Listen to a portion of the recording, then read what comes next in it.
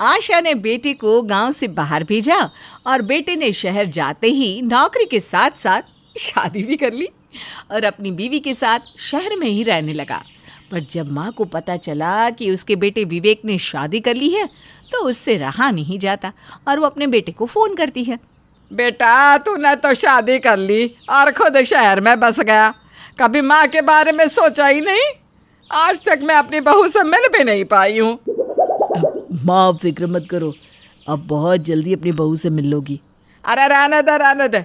अगर तुझ पर विश्वास किया ना तो तू कभी मुझसे मिलने ही नहीं आएगा। इसलिए मैंने फैसला किया है कि मैं खुद शहर आऊँगी और कुछ दिन तुम्हारे साथ रहूँगी और अपनी बहू से अपनी सेवा भी करवाऊँगी। अब जैसे ही विवेक को पता चलता है कि उसकी माँ गांव से आ रही है तो उसके तो पसीने छूट जाते हैं और वो अपनी माँ से बात करने के बाद परेशान होकर सपना से कहता है, सपना, माँ आ रही है। किसकी माँ? मेरी माँ तो यहीं रहती है। अरे यार, मेरी माँ आ रही है, वो भी गांव से। और गांव की बहू को तो खाना बनाना, सास की सेवा करना, कपड़े धोना, बर्तन धोना सब आता है, लेकिन तुम्हें तो मुझसे लड़ने के अलावा कुछ नहीं आता। देखो, माँ आ रही है, इसलिए तुम माँ के सामने मेरा नाम भी मत ले लेना, वरना माँ मुझको लेकर यहाँ से चली जाएगी और तुम्हें यहीं छोड़ देगी। क्या सासू माँ आ रही है? हमने तो घर में नौकरानी रखी है, हम तो अपना पेट भरने के लिए खाना भी नहीं बना पाते। मैं माँ जी का खाना कहाँ से बनाऊंगी? देखो, मुझे घर का कोई काम नहीं आता। विवेक, तुम ही सोचो अब मैं क्या करूं। अब सपना को जैसे ही पता चलता है कि उसकी सास आ रही है तो उसकी हालत देखने लायक हो जाती है, क्योंकि सपना को कोई काम ही नहीं आता था और उसकी सास गांव की रहने वाली थी। आखिर गांव की सास तो बहुओं से ही सारा काम कराती है। यही सोच सोच कर सपना और विवेक का बुरा हाल हो रहा था। तभी वहाँ सपना की नौकरानी कमला ताई आती है। आका भाई मैम साहब, आज मेरी तबीयत कुछ ठीक नहीं है, इसलिए मैं ना जल्दी घर जाएगी। जाते टाइम पर किचन मत करना। हाँ कमला, अब मैं कभी किचन नहीं करूँगी, क्योंकि मैंने सोच लिया है कि मैं खुद घर के सारे काम करना सीख लूँगी। तुम्हें ना अब कल से आने की ज़रूरत नहीं है। आका भाई मैम साहब, मुझसे कोई गलती हो गई क्या मैम साहब? आपको मेरी बात बुरी लग गई? अगर मैं इधर काम नहीं करेगी तो किधर जाएगी? तुम अपने लिए कोई दूसरा घर देख लो या कुछ महीनों का इंतज़ार कर लो। क्या पता दोबारा मैं तुम्हें ही बुला लूँ, और क्या पता घर के काम सीखने के बाद मैं शायद तुम्हें कभी याद ही ना करूँ। आखिर मेरी सासू माँ जो आ रही हैं, अपना घर बचाने के लिए मुझे घर के काम तो सीखने ही पड़ेंगे ना।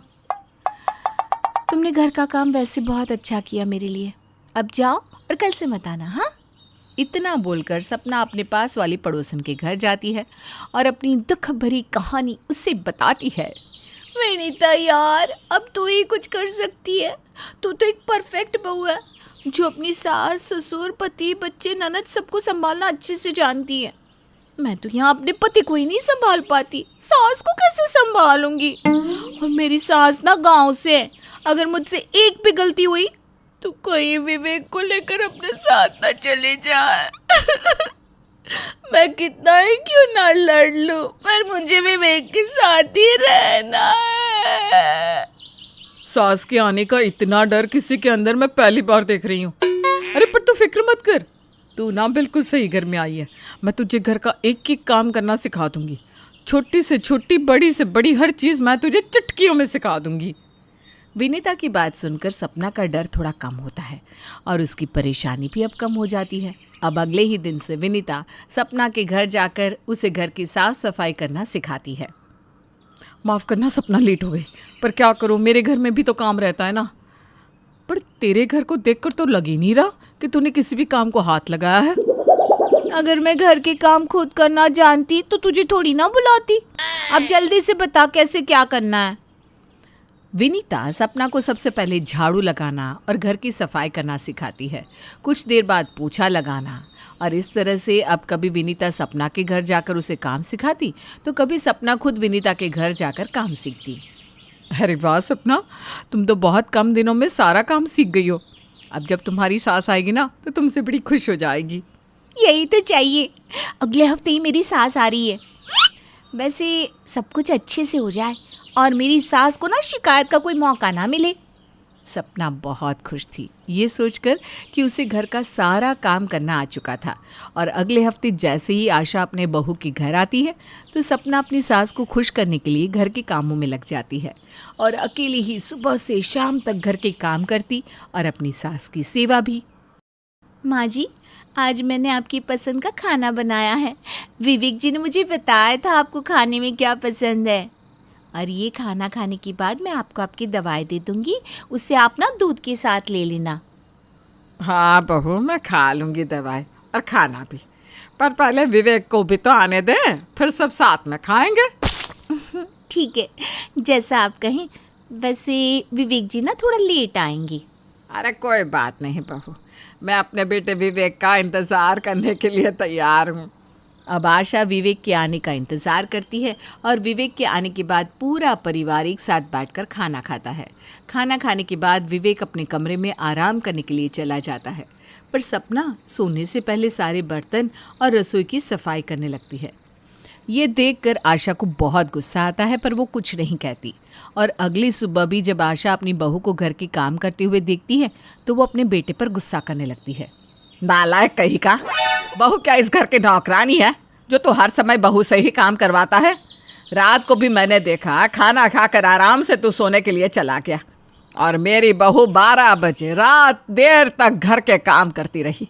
बेशर्म कहीं का, तो घर में नौकरानी नहीं रख सकता था या बहू के घर के कामों में मदद नहीं करवा सकता था? मेरी बहू कुछ नहीं करेगी। शहर की लड़की है पर फिर भी गांव की बहू की तरह हर समय चूल्हे चौके में लगी रहती है। सपना तो ये सब कुछ आपके लिए कर रही है माँ, क्योंकि आपको ही तो एक संस्कारी बहू चाहिए थी ना। अरे चुप कर, बहू से काम करवा कर मज़े ले रहा है तू और नाम मेरा लगा रहा है। हाँ, मुझे संस्कारी बहू चाहिए थी, लेकिन मुझे नौकरानी बहू नहीं चाहिए थी जो सुबह से शाम तक घर के कामों में ही व्यस्त रहे, जिसके पास खुद के लिए समय ना रहे। बहू, तुझे कल से घर का कोई काम करने की ज़रूरत नहीं है। मैं भी देखती हूँ ये तुझसे कैसे घर के काम करवाता है। तू कोई इस घर की नौकरानी थोड़ी ना है जो सारा दिन काम करेगी। अरे मैं भले ही गांव की हूँ, लेकिन मेरे सोच विचार बिल्कुल भी गांव के नहीं है। तू शहर की है, शहर की, इसलिए शहर वाले तौर तरीके रख, ना कि गांव वाले। पर माँ जी। अरे पर कुछ नहीं, मैंने कह दिया ना तो कुछ नहीं करेगी मतलब कुछ नहीं करेगी। और तू आज से ही नौकरानी की तलाश में लग जा। ठीक है माँ, मैं आज शाम तक ही नौकरानी का इंतज़ाम कर देता हूँ। आशा विवेक की अच्छे से क्लास लगाती है। बेचारे विवेक और सपना ये सब देखते ही रह जाते हैं, क्योंकि उन्होंने जो सोचा था ठीक उसका उल्टा होता है। ये देखकर दोनों अपना सर पीटते हैं। रोमा अपने बेटे नैतिक के साथ रहा करती थी। नैतिक एक सॉफ्टवेयर इंजीनियर था। उसके पिताजी नहीं थे। नैतिक की अब शादी की उम्र हो चुकी थी। वो रुचिता नाम की लड़की से प्यार करता था। रुचिता और नैतिक दोनों अपने अपने घर पर ये बात बताते हैं। रुचिता के घर वाले तो मान जाते हैं, लेकिन नैतिक की माँ रोमा नहीं मानती। नैतिक रोमा को रुचिता की फोटो भी दिखाता है। अरे बावरा हो गया है क्या? तू इतना हैंडसम और डैशिंग, इतनी बड़ी सॉफ्टवेयर कंपनी में नौकरी करता है और तू इससे शादी करना चाहता है? अरे बेटा, जिंदगी में हमें अगर किसी से प्यार हो जाए ना, तो इसका मतलब ये नहीं कि उसे पल भर में अपनी जिंदगी बना ले। तेरे लिए होनहार और खूबसूरत लड़कियों की लंबी कतार लग जाएगी। मैंने तो तेरे लिए न जाने कितने रिश्तों की शॉर्ट लिस्ट भी बनाकर रखती है। पर माँ, अब समझ क्यों नहीं रही हैं? मैं सिर्फ और सिर्फ रुचिता से ही प्यार करता हूँ और उसी के साथ अगले 7 जन्म बिताना चाहता हूँ। उसी के साथ 7 फेरे लेकर शादी के पवित्र बंधन में बंधना चाहता हूँ। प्लीज माँ, आपको मेरी कसम, आपको स्वर्गवासी पापा की कसम, मान जाओ ना माँ, प्लीज। ये कैसी मनमानी है? जिद की भी हद होती है। अच्छा ठीक है, अब तुझ पर जबरदस्ती तो कर नहीं पाऊंगी मैं, क्योंकि तुझे लग गया है उस रुचिता के प्यार का रोग। कर ले शादी, फिक्स कर दे मुहूर्त। ये आप दुनिया की बेस्ट माँ हो। रुचिता और नैतिक के घर वाले आपस में मिलकर रिश्ता पक्का करते हैं और पंडित जी की सलाह से शादी का मुहूर्त तय करते हैं। खुशी खुशी धूमधाम से रुचिता और नैतिक की शादी हो जाती है। लेकिन शुरू से ही रोमा इस शादी से नाखुश होती हैं। उसे रुचिता पसंद नहीं थी, क्योंकि रोमा के नजरिए से वो रूप, रंग और चाल चलन में अच्छी नहीं थी। ससुराल में गृह प्रवेश करके रुचिता अंदर आती है। कर दिया पनौती ने गृह प्रवेश। मेरा बेटा एकदम दूध की तरह गोरा और ये चाय की तरह सावली, ना ही होनहार है, पढ़ लिख कर कुछ कर भी नहीं पाई। खैर, अब फंदा गले में बंध ही गया है तो अभी ऐसे ही जीना होगा, लेकिन इसके लिए तो मैं ये ससुराल कैद खाना बना कर रहूंगी, ताकि जल्दी से तंग आकर ये खुद ही यहाँ से दुम दबाकर भाग जाए। अगली सुबह। माँ जी, नैतिक, ये लो शीरा और छोले कुलचे। आज मेरी पहली रसोई थी ना, चखिए और बताइए कैसा बना है खाना। रोमा और नैतिक खाना चखते हैं और रोमा जानबूझकर नखरे दिखाती है। हाय हाय हाय, इतनी मिर्च! अरे बाप रे, हाय राम! नैतिक, पानी दे। रोमा खांसने का नाटक करती है। ये लो माँ, पानी पियो। पानी पीने के बाद रोमा शांत हो जाती है। अरे टोकरी भर के मिर्च डाली थी क्या छोले में? तेरे मायके वालों ने क्या हमें मिर्च की फैक्ट्री फ्री में गिफ्ट की है, हैं? लेकिन माँ जी, मैंने तो सिर्फ थोड़ी मिर्ची डाली थी। रुचिता, तुम्हें समझना चाहिए ना, घर में बुजुर्ग है। हम तो इतना तीखा खा भी सकते हैं, लेकिन माँ कैसे खा सकती है? इसलिए प्लीज आइंदा से ऐसी भूल मत करना, वरना खामखा तुम पर चिल्ला बैठूंगा मैं फिर से। यही तो चाहती हूँ मैं बेटा। अरे मेरे लाल, तेरे लिए तो हीरोइन लाऊंगी मैं, हीरोइन। तो बस इस कलमुही को छोड़ दे। रोमा अब रुचिता को हर तरह से तंग करने लगती है, ये सोचकर कि वो तंग आकर घर छोड़कर चली जाएगी। रोमा उसे 1 मिनट के लिए भी चैन से बैठने नहीं देती, लगातार नॉन स्टॉप काम करवाती रहती, कभी ये तो कभी वो। अरे रुचिता बहू, तुम दोपहर में सोना मत। वो स्टोर रूम और गेस्ट रूम में बहुत धूल हो गई है, उन्हें साफ कर देना। और शाम के पूजा के भोग की मिठाई भी तो बनानी है। मैंने 2 बनारसी साड़ियाँ निकाली है, उसकी इस्त्री कर देना। कल सुबह मंदिर पहन कर जाऊंगी। और हाँ, ये सारा काम होने के बाद जरा कटोरी में तेल लगाकर मेरे घुटनों की मालिश कर देना, बहुत दर्द कर रहे हैं ये निगुड़े घुटने। हाय राम। ठीक है माँ जी, आपका हर हुक्म सर आंखों पर। रुचिता बिना कोई शिकायत के घर का सारा काम करती, चाहे रोमा उसे दुगना तिगुना काम ही क्यों ना देते। उससे कोई मलाल नहीं था। वो हर वक्त बस मुस्कुराकर काम करती रहती और रोमा और नैतिक की सेवा करती रहती। इस बात से हैरान होकर रोमा मन ही मन कहती है, अजीब बात है, न जाने किस मिट्टी की बनी है ये लड़की। इतना सारा काम करके तो अगली बोरिया बिस्तरा बांध कर रफा दफा हो जाती अब तक, लेकिन इसके माथे पर तो एक शिकन तक नहीं आई। नहीं, मुझे कोई ना कोई तिगड़म तो निकालना ही होगा, जिससे इस नास पिटी रुचिता को मैं दूध में से मक्खी की तरह बाहर निकाल कर फेंक सकूं। आइडिया, कल ही जाकर उस मीशा से मिलती हूँ, यही सही रहेगा। मीशा एक अनजान लड़की होती है जो छोटे मोटे नाटकों में एक्टिंग करती। मीशा दिखने में बेहद सुंदर होती है, लेकिन उतनी ही अकड़ू और घमंडी भी। रोमा उससे मिलकर कहती है, मीशा बिटिया, मेरे पास तुम्हारे लिए ना एक प्रस्ताव है, सुनना चाहोगी? जैसे कि अगर मैंने आपको मना किया तो आप चुपचाप म्यूट होकर यहाँ से चली जाएंगी, है ना? बोलिए, जल्दी से बोलिए, मेरे पास इतना फालतू का टाइम नहीं पड़ा है। मीशा, क्या तुम मेरे बेटे की बीवी बन सकती हो? तुम्हें ना बस उसका दिल जीतना होगा, उसे बहलाना होगा और अपनी ओर खींचना होगा, जिससे वो रुचिता को भूल जाए और तुम्हारे पास, तुम्हारे साथ, तुम्हारे इतने करीब आ जाए। मैं ना तुम्हें इस काम के लिए मोटी रकम भी दूंगी। बहुत पैसे हैं हमारे पास। हाँ, प्लीज मना मत करना।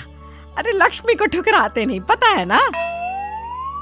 मीशा काफी देर तक सोचती है और फिर कहती है, अच्छा ठीक है, डन, डील।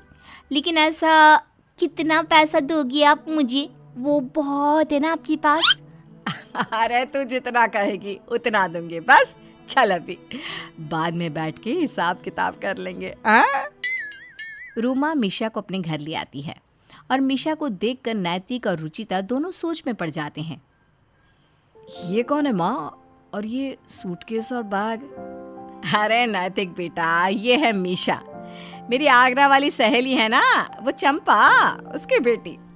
ये अब कुछ दिन यहीं हमारे घर में रहेगी, क्योंकि चंपा और मीशा के पिताजी दोनों 4 धाम यात्रा पर गए हैं और वो घूम घाम के पूरे 1-2 महीने बाद ही आएंगे। तब तक ये मीशा हमारे साथ रहेगी। लेकिन माँ, चंपा आंटी तो हमारे पड़ोस में ही रहती है ना। अब नहीं बेटा, अब इतने बड़े गोले में क्या भला एक ही चंपा हो सकती है? अरे ये मेरी दूसरी वाली सहेली है, चंपा। क्या तू भी? Hi Naitik, nice to meet you. Misha तुरंत नैतिक के गले लग जाती है, जिससे रुचिता को बुरा लगता है। अब hi, nice to meet you too. Hi Ruchita. Hello ji. Misha अब घर पे रहने आ गई। वो रुचिता को नैतिक से दूर करने के पीछे तुली हुई थी। हर रोज़ कोई ना कोई नया पैतरा आजमाती रहती। एक बार रात में जब सब सो रहे होते हैं, तभी मीशा उठती है और देखती है कि नैतिक हॉल में लैंप लाइट जलाकर लैपटॉप पर अपना काम कर रहा है। ये डेडलाइंस बिना ना जाने कब मेरा काम खत्म होगा और कब मैं बिस्तर पर कंबल ओढ़कर सो जाऊं। एक तो इतनी नींद आ रही है कि हर 2 मिनट में उबासी आ रही है। तभी मीशा नैतिक के लिए चाय बनाकर लाती है और प्रेम भरी निगाहों से उसे चाय देती है। नैतिक, ये लो, तुम्हें नींद आ रही है ना, ये चाय पी लो। अरे शुक्रिया, लेकिन तुमने क्यों दिक्कत ली? आप तो मेरे दोस्त हो ना, दिक्कत कैसे? मीशा घंटों तक नैतिक से मीठी मीठी बातें करती रहती और इसी तरह वो रोज नैतिक के साथ बातें करके उसके करीब आने लगी। मीशा की सुंदरता और काया देखकर नैतिक को भी उसकी तरफ आकर्षण हो जाता है और वो दोनों रोज चुपके से शॉपिंग मॉल, थिएटर, पार्क और कई जगहों पर घूमने जाते हैं और नैतिक इस सब में अपने प्यार, अपनी बीवी रुचिता को भूल ही जाता है। मीशा, मुझे तुमसे कुछ कहना है। मुझे लगता है कि मुझे तुम अच्छी लगने लगी हो, लेकिन प्रॉब्लम बस ये है कि मेरी बीवी है, माँ है, शादीशुदा हूँ मैं। देखो, तुम्हें मुझसे प्यार है ना और तुम मुझे पाना चाहते हो, है ना? पर हम दोनों के रास्ते के बीच का कांटा है रोमा आंटी और रुचिता। तो मेरी एक बात मानो, शर्त ही समझ लो, जिसे अगर तुम पूरी करोगे तो फिर मैं तुम्हारी हो जाऊंगी। ऐसी कैसी शर्त है?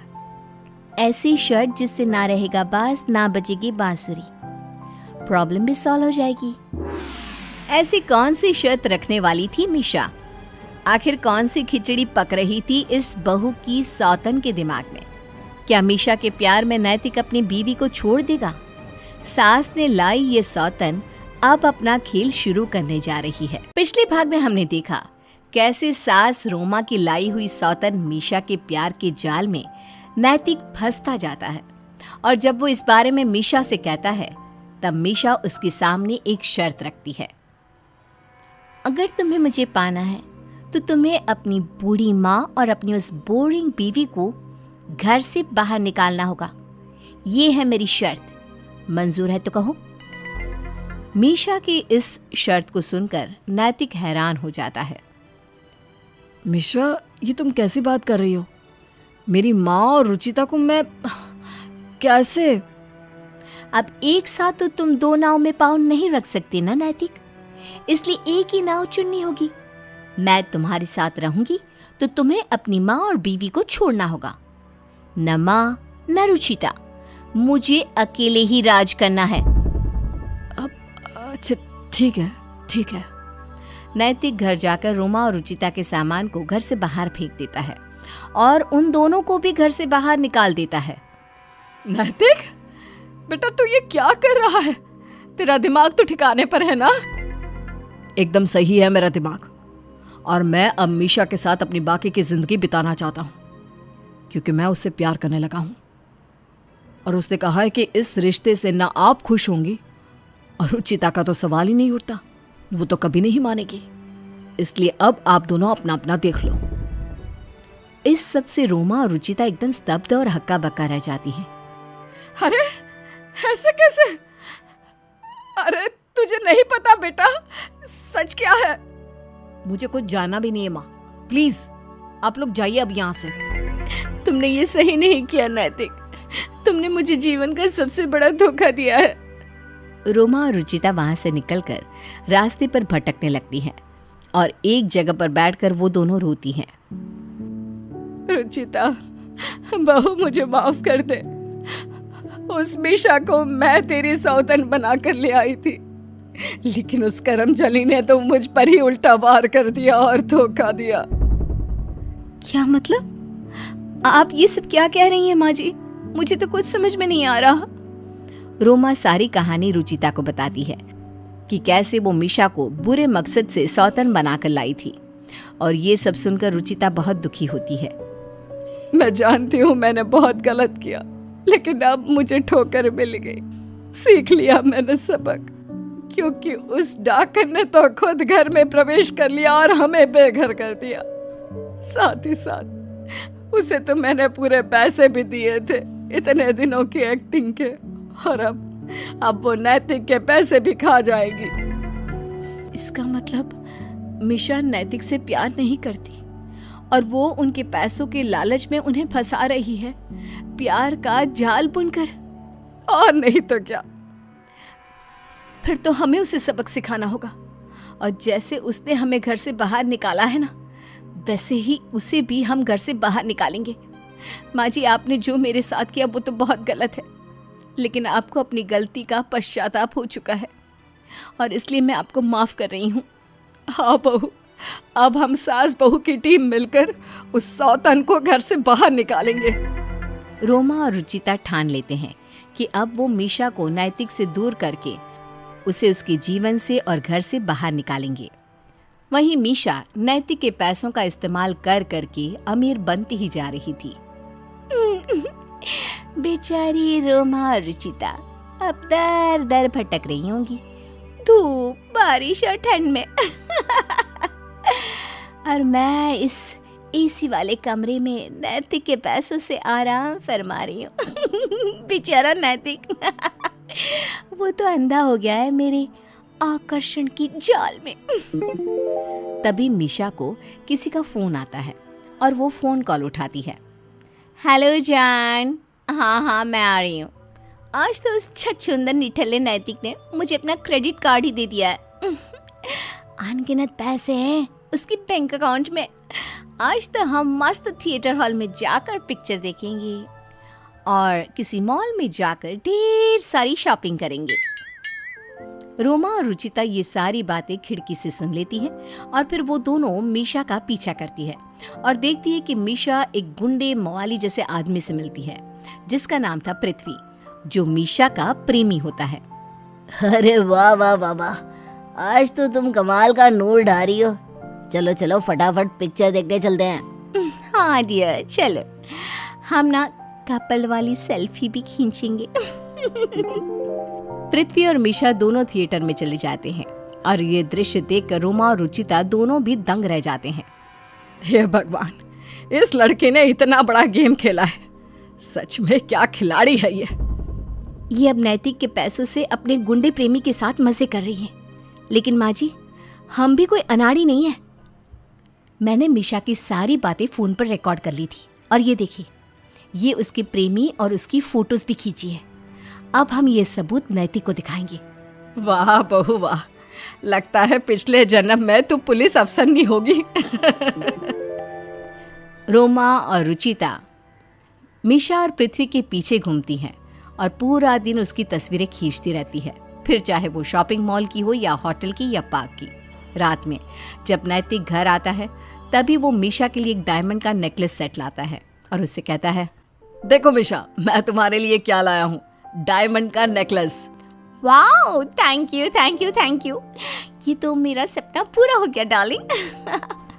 मीशा, अब वक्त आ गया है कि हम ऐसे बिना रिश्ते के ना रहे। अब हम शादी करेंगे। मैंने वकील से बात कर ली है। मैं रुचिता को तलाक दे दूंगा और तुमसे शादी करूंगा।